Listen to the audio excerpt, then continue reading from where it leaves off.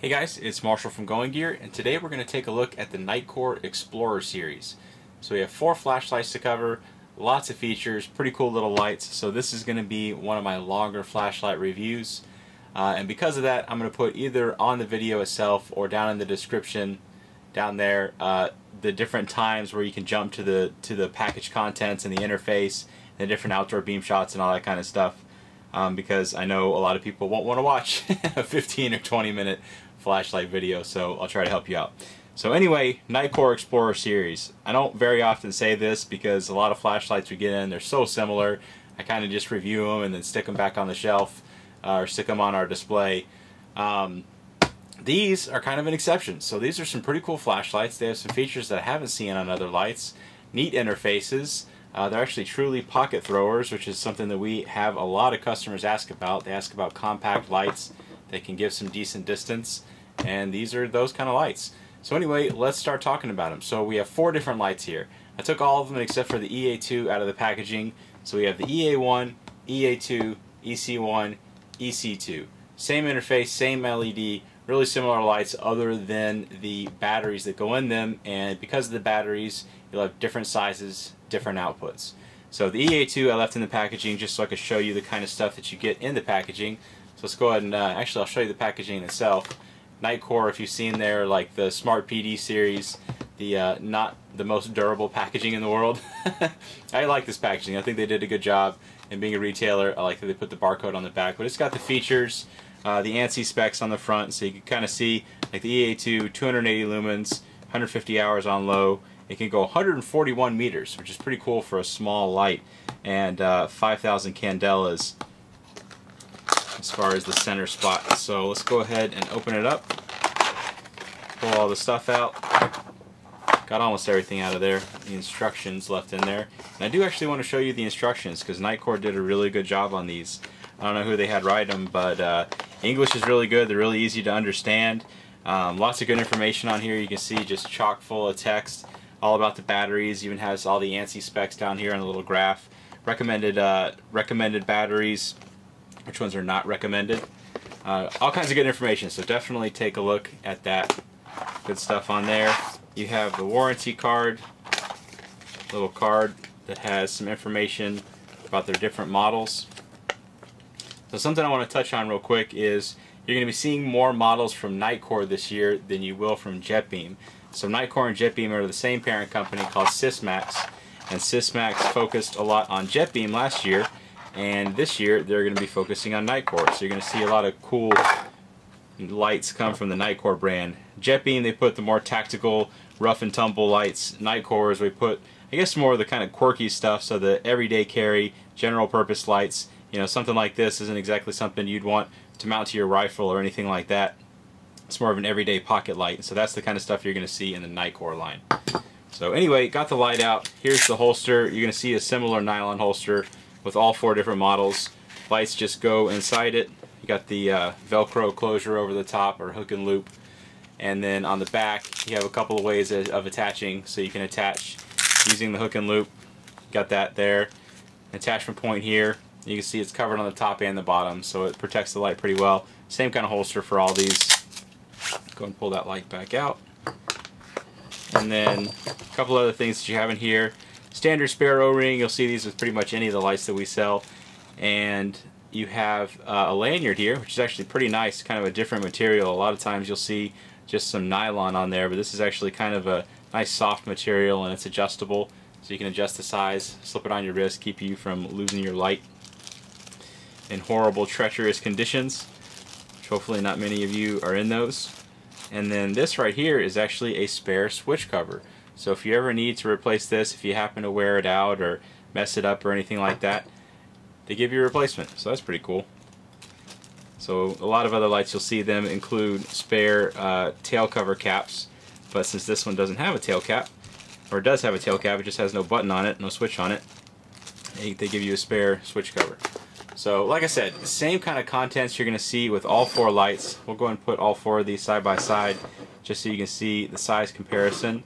And one thing that you'll notice is that these are actually pretty compact lights. So I mean, compared to the batteries that power them, I'll actually make it where you can see these up closer a little bit. Then we'll pull out a AA battery because everybody understands that size, pretty universally understood size. So here we have a Sanyo and a loop. First one we have here is the EA1, and you can see not too much longer than that, especially the EC1. Nice, really compact little light, and of course they do that because they don't have the switch on the end of the light, which adds some length and bulk and everything. They put the switch on the head, which does give them kind of fatter heads, but the fatter heads also mean, or not necessarily mean, but they actually do put larger reflectors in there. So the combination of a relatively small LED, these all have the Cree XPG LED, combined with a relatively large reflector, give you some good distance on these. So all these are rated for about 150 meters, give or take a little bit, which is pretty good for a light this size. I mean, a lot of times you got to bump up to a larger, more powerful light. These are nice, compact little pocket lights that you can get decent distance out of. So it's nice to see companies do that. We'll show you the EA1, the different parts of it. Interesting kind of knurling on there. You can see it's got like a little spiral pattern on there, or corkscrew, whatever you want to call it. There's the tail cap, so that actually comes off. That's where you put the battery in. We'll show you that. Two-way pocket clip, nice sturdy pocket clip. Holds on there really well, and it's actually attached with a couple of screws, so it's held on there really well.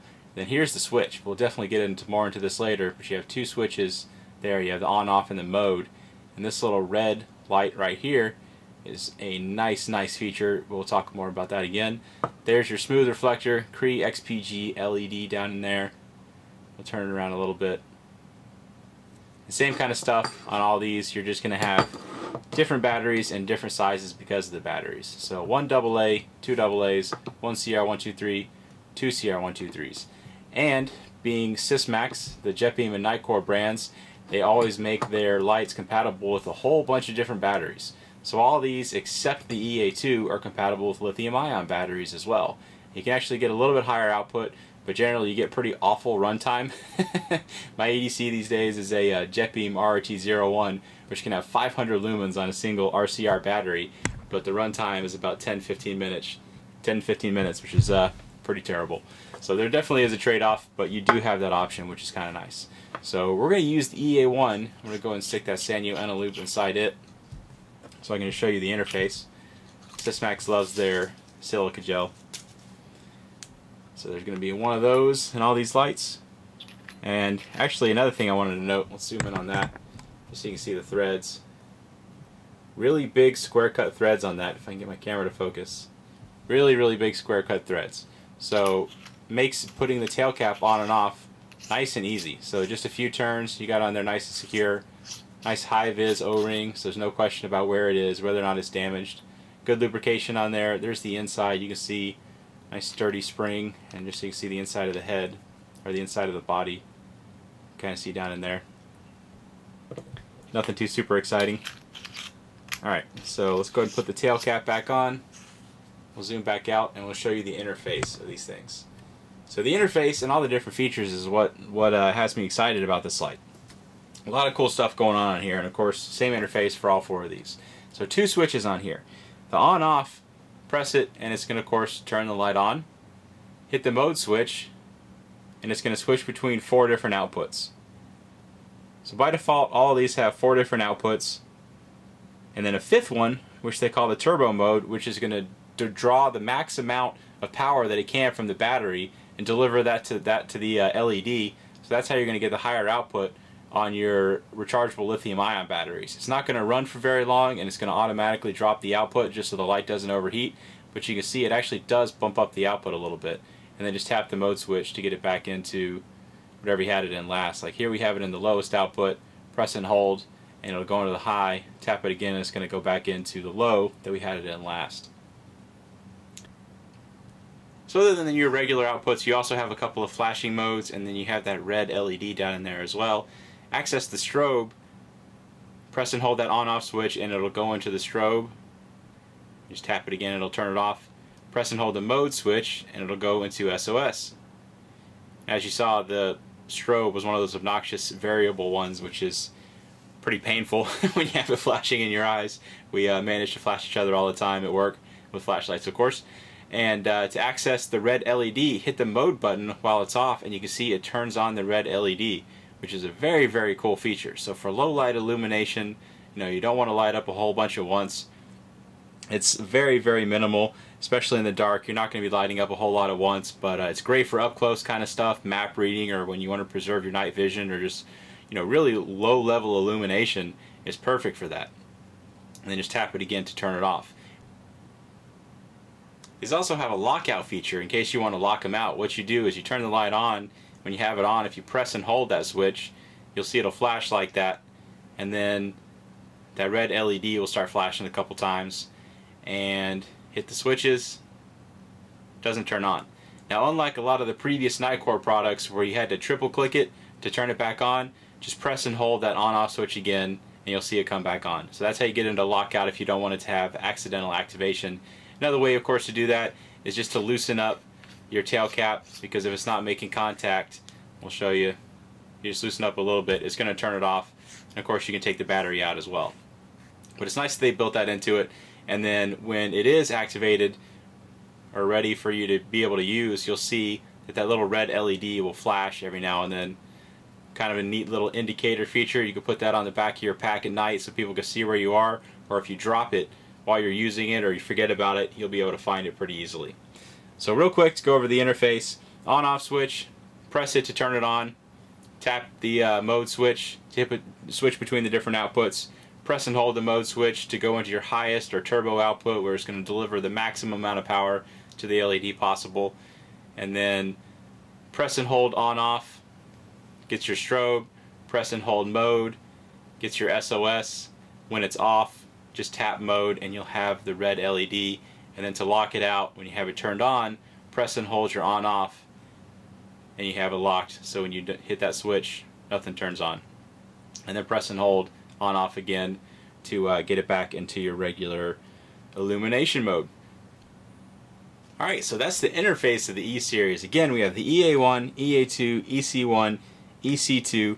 We're going to go ahead and take all four of these outside just so you can see how they compare side by side. They of course have all the same interface, same functions and everything. They all have that little red LED indicator and nice big reflectors, so you can see side by side. When you're looking at them from just the head, they look pretty similar, and it's because they are. It's the batteries and the bodies that make up the big difference, which you get pretty good distance out of all of them. And you know, people always ask what I prefer. I personally prefer, especially in these kind of lights, for this one right here, I'd prefer the EC2 for this series, just because it's still a nice compact little light, fits really well in the hand, and I like being able to use those 18650 batteries because you get really good output and you get nice runtime. But I know a lot of places don't have access to lithium-ion batteries, and with the new shipping regulations, it's hard for us to ship those internationally unless you want to pay an arm and a leg for UPS or DHL or something like that. So you know, for people in other countries, the AA options are really not that bad in this case. Like the EA2, you get 280 lumens out of 2 AA batteries, which is really respectable, and it's still a nice compact size, fits really well in the hand, and AA batteries are easy to find pretty much anywhere in the world. But personally, if I had access to any kind of batteries, I'd go for the EC2, or if I was looking for something super compact, of course the EC1, this is about as small as it gets. Usually in lights this size, especially the small single CR123 lights, I don't really like them because they're kind of hard to activate in the hand when you have that switch on the end. But this one, the switches are on the side, so it doesn't really matter how big it is. I mean, if this was just the head right here, which would be an even cooler light, and maybe they'll figure out a way to do that in the future, you know, it doesn't really matter how big the rest of the body is because all your activation is right here. So EC1's definitely not a bad choice, but I like the EC2 just because of the size and the output and everything. So that's my personal preference. They all have been selling pretty well for us. We've had these on the site for a little while. They all seem to be doing really well. So as I mentioned before, these are all compatible except for the EA2. They're all compatible with lithium-ion batteries. So if you want to use 14500s or 16340s, and of course 18650 in the EC2, they are perfectly fine. The lights are made to handle it. You're not really going to notice a huge difference until you get into that turbo mode, where it's just drawing the maximum amount of power that it can from the battery and putting it to the LED. That's where you're really going to notice a difference. So for a couple of these, we're going to throw lithium-ion batteries in them when we take them outside. Right now, you're not really going to notice a difference. But we'll take them outside and put lithium-ion batteries in them just so you can see what they do. And honestly, the difference that you're going to see is going to be in the EC1 and the EA1, not necessarily, well, of course, not the EA2 because you can't. But in the EC2, you're not really going to notice a huge difference between an 18650 and 2 CR123s. Okay, we're outside with the 4 Explorer series. You can see their indicator LED is just going to town. So you can see how useful that would be if you dropped it on the ground. It'd be really easy to find your flashlight because you'd have that little red LED flashing all the time. Got the big 40 mag light that I always use, so we're going to use that first, and then we'll show you how all the different Explorer series work and function and perform and everything. So here is the mag light. Little bush 15 feet, tree out there at 100 feet. Same as it always is. Alright, let's try out the EA1 first. So this is the single AA model. Make sure we got it cranked up to high. And there's your max output. So single AA battery, 15 feet, obviously does really well. But out at 100 feet, if you watch any of my other videos, you know that the lights using this kind of LED, that XPG LED, and just a regular Eneloop or alkaline battery, they don't do that kind of distance. They don't do that kind of distance that well. So you can see these truly are pocket throwers. They do a really good job at that kind of distance. Great beam on them, very useful. It's a pretty concentrated hotspot, so it's not going to light up a huge area at once, but you got that very usable spill around it. Very useful beam on it.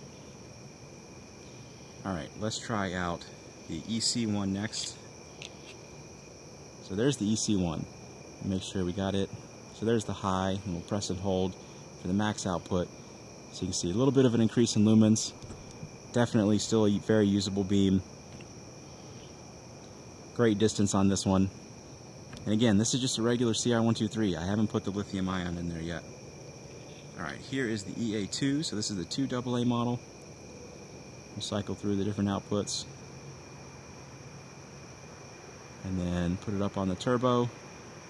2 AA batteries. Very easy to find anywhere in the world. Just about anywhere in the world. Everywhere that you'd probably be taking this flashlight. And show you, shine it down on the ground, and you'll get similar performance out of all 4 of these on the lower levels.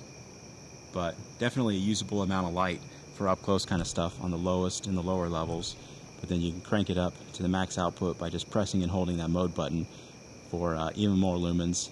They do a great job of that kind of stuff. Very cool lights. I like these a lot. Alright, so here's the EC2. This is the 18651. We'll cycle through the 4 different outputs and then press and hold for that turbo. Not too bad. Nice compact little light. Great interface. Very useful.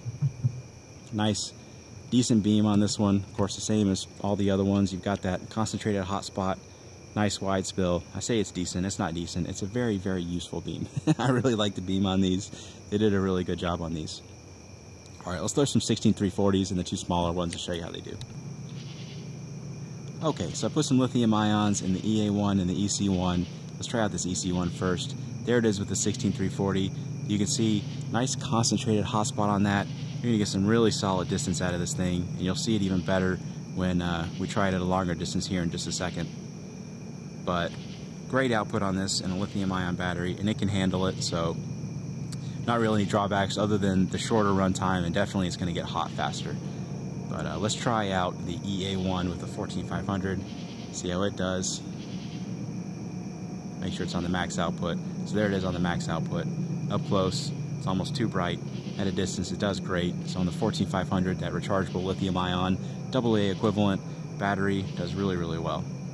And again, you'll see better how it does at a distance here in just a second.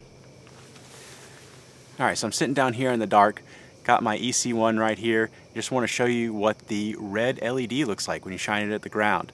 So I hit that mode button, and I've got it about a foot off the ground, and you can see it's actually a usable amount of light. So if you got to look at something up close, you know, you got to look around in your pack or your tent, you want some really low-level illumination, you don't want to disturb other people, this is perfect for that. I've actually found it really useful when I go into my baby's room. I mean my actual baby, not my baby's mama. I'm probably way too white to say stuff like that. I really shouldn't. But I go into her room. I have a little 7-month-old, and you know, I need to look in her crib or something like that and not disturb her. This is perfect for that kind of stuff. And you can see, you can actually see what's going on down there. So you can see my hand, you can see the ground, and we'll pull it up. I don't know how well the camera's going to pick it up, but you know, stuff that's probably a couple feet away, it actually lights up. So you can see my hand and my leg and stuff down there. Lights it up just fine. So it's a really neat feature on there. I really like that they added this. This is probably one of my favorite features of the light, is just that little red LED that you can switch to when you need it. So let's try out some distance.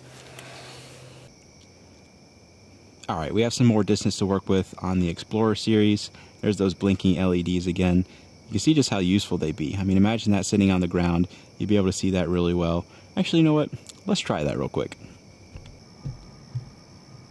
Alright, so I have all 4 of them sitting on the ground, about 10 feet in front of the camera.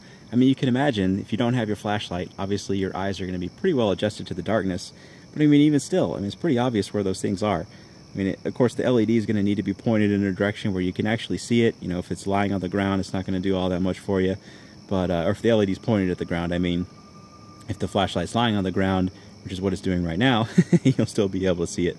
But it's pretty cool. Just let me turn my headlamp on just so you can see what that looks like. They're about 10 feet probably in front of the camera, but it's a nice little feature. It really works, and you can see very easily where those flashlights are. All right, let's try these things out at some distance. All right, we're going to try the 4D mag light out first. There is my chimney at about 25 yards, trees in my neighbor's yard at about 100 yards. You're probably thinking, if you've ever seen any of my videos, why on earth am I pointing this at my neighbor's yard? It's because the tree in my front yard got cut down. So it's no longer there. The city killed it and they finally cut it down. So I had to find some new trees, but I got some that are the same distance away that it used to be, and I use the same camera settings, so the video should still be comparable. So we're going to try out the EA1 first. That's the single AA, and I have just the regular Sanyo antelope in there. We'll try the 14500 here in a little bit. But make sure it's on the highest output. There you can see, single AA battery, you know, no 14500 or anything. It's 100 yards to the tops of those trees. And it actually lights them up pretty well. Not too bad at all. For a regular AA battery, you can find them anywhere in the world pretty easily.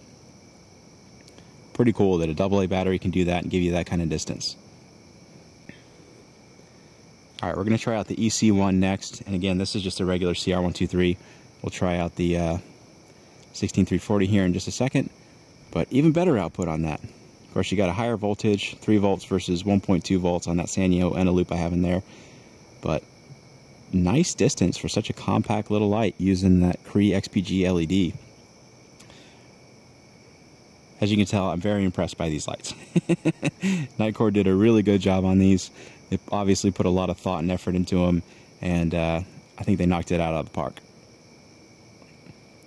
Alright, let's try out the EA2. So this is the 2 AA model. And just to show you which one it is. So there it is on high. Pretty good, pretty comparable to the EC1, since you're getting about the same voltage from the batteries. But obviously it's a little bit larger size, but easier to find batteries. We're shining around a little bit. And last off with the regular batteries, we'll try the EC2. Well, it has an 18650, I guess that's not completely regular, but it's pretty common. There you go. Nice distance out of that. 100 yards to the tops of those trees. Makes it out there really easily. And we'll do some longer distance videos with all our big and bright lights. And I'll actually take these out there as well, because as you can tell, 100 yards isn't a problem for these things. So they should be able to do a little bit further than that as well. I think they rate them all for around 150 yards or so. Or 150 meters. As everybody just about else in the world other than us uses meters. We're still stuck on yards. Alright, let's try some lithium ion batteries in the EA1 and the EC1 and see how they do. Alright, got a 16340 in the EC1. Let's go ahead and turn it on. Make sure it's on the highest output. There you can go. Not a massive increase in output, but definitely a little bit of a bump. So you get even better output on it. It's going to heat up pretty quickly, and the runtime's not going to be all that great. But you do get that extra little bump, so it's definitely worth considering putting that 16340 in there. But read up on them. There are some dangers, not really common ones, but definitely worth doing your research. But it's pretty cool that you can put that 16340 in there and get that little bump in output on the turbo mode.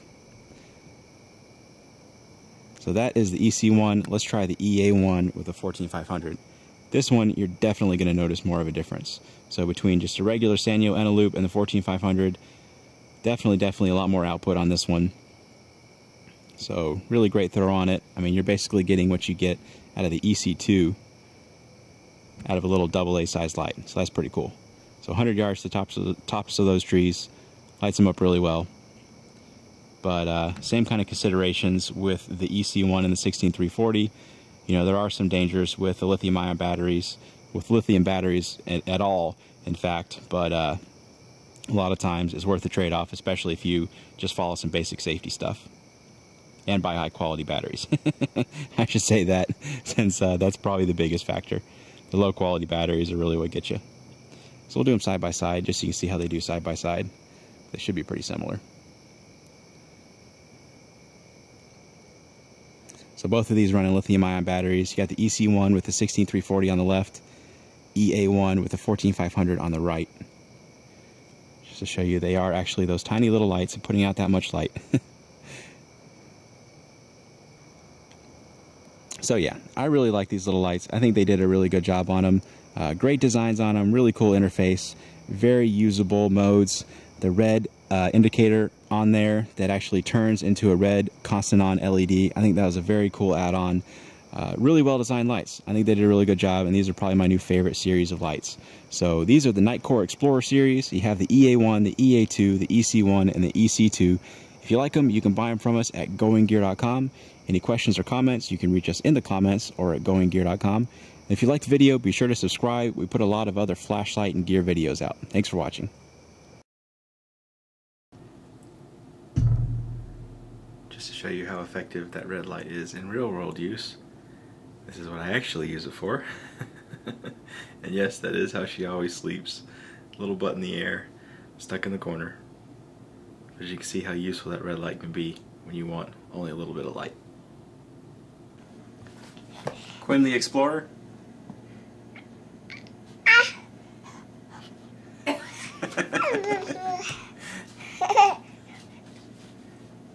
Saliva proof.